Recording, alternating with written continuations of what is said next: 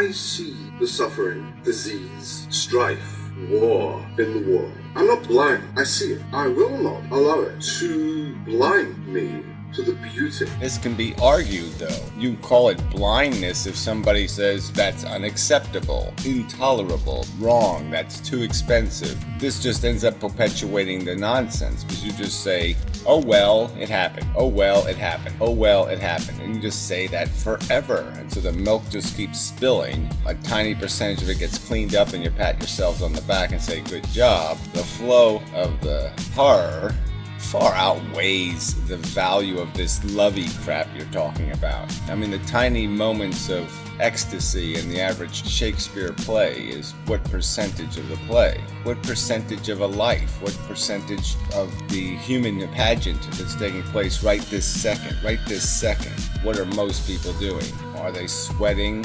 enduring, suffering? By what comparison to the ones that are having some sort of blissful, perfect moment, whatever the pleasure du jour is? And an inspiring awe that life also has. Inspiring awe. This is just more babble, isn't it? I mean, isn't that just another expression of addiction? You know, what is that? What inspires or awes? For every individual, that definition is different, and it's always kind of silly. Come on. People turn over cars in the street because their stupid football team won a game. People obsess about complete and utter nonsense. You want to put that next to 16-year-old girl, car accident, stuck under a truck that's on fire, crushing her, burning to death. You want to put those two things next to each other and tell me, accept the mixture. The spectacle, I think, of suffering, as I say, has a beautifully coagulative effect on the other organisms that exist within the environment. We watched people jump out of a burning building at 9/11. We watched people die horribly. And what did we do?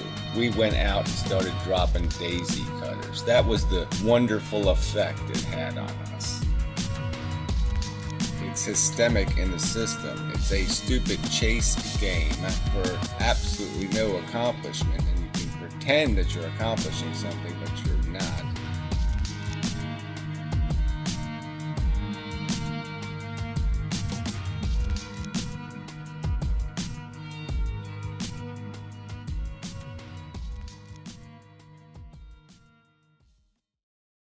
It's consumption and reproduction. It's need generation without any mechanism to satisfy the bulk of the need created. All right? It's spilling more milk than any janitor can ever clean up.